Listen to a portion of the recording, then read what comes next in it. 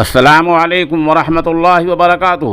ناظرین، ہماری خبر کا عنوان ہے دارالعلوم دیوبند کو ایک اور صدمہ۔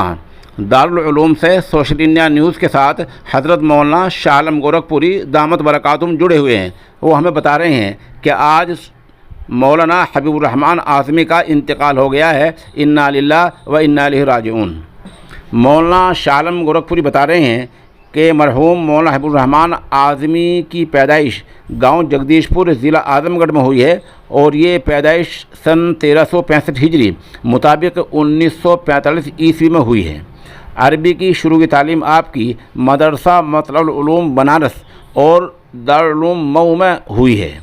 پھر 1382 ہجری مطابق 1962 میں دارالعلوم دیوبند میں داخل ہو کر دورہ حدیث شریف سے فراغت حاصل کی ہے۔ یہ آپ کی تعلیمی مختصر زندگی ہے۔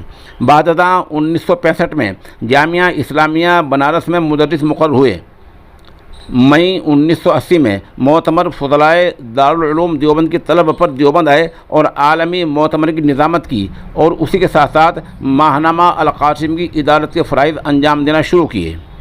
1402 ہجری مطابق 1982 میں آپ دارالعلوم دیوبند میں مدرس مقرر ہوئے۔ ماہ صفر 1405 ہجری میں تدریس کے ساتھ ساتھ ماہنامہ دارالعلوم کی ادارت کی ذمہ داری بھی آپ کو سونپی گئی، جسے نومبر 2016 تک بحسن خوبی انجام دیتے رہے۔ اسی کے ساتھ ساتھ آپ کو بتلا دیں کہ ان کے شاگرد رشید قصبہ بڑوت سے مفتی اشرف قاسمی نے سوشل انڈیا نیوز کو بتایا کہ انہوں نے مرحوم سے ابو داؤد شریف کا درس حاصل کیا ہے۔ انہیں اسماء الرجال میں یعنی جو حدیث کے راوی ہوتے ہیں، حدیث کو بیان کرنے والے ہوتے ہیں، اس فن میں بڑی مہارت حاصل تھی، اس لیے ان کو ابن حجر ثانی کہا جاتا تھا۔ آپ کو بتلا دیں کہ یہ مختصر سی ان کی زندگی ہے جو ہمارے سامنے آئی ہے۔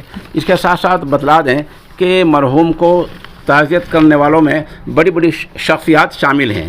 چنانچہ دارالعلوم دیوبند کے محتمم مفتی ابو القاسم نعمانی، نائب محتمم مولانا عبدالخالق سنبھلی، دارالعلوم دیوبند کی شورا کے رکن مفتی حسن محمود راجستھانی، خود حضرت مولانا شاہ عالم گورکھپوری، خانقاہ بوریا سے حضرت حافظ پیر حسین احمد قادری مجددی، خانقاہ امداد اشرفیہ تھانہ بون سے مولانا نجم الحسن صاحب تھانوی، بڑوت سے مفتی محمد ایوب صابر ہرسولوی، مفتی اشرف قاسمی، ملی کونسل سہارنپور کے صدر مولانا عبد المالک مغیثی اجراڑوی اور مولانا محمد اسماعیل صادق بلاسپوری، ان لوگوں نے ہمیں فون کر کے مرحوم کو تعزیت پیش کی ہے اور خراج عقیدت پیش کیا ہے۔ آپ دعا کیجئے کہ اللہ رب العزت مرحوم کے درجات کو بلند کرے، ان کی مغفرت کرے اور پسماندگان کو صبر جمیل دے۔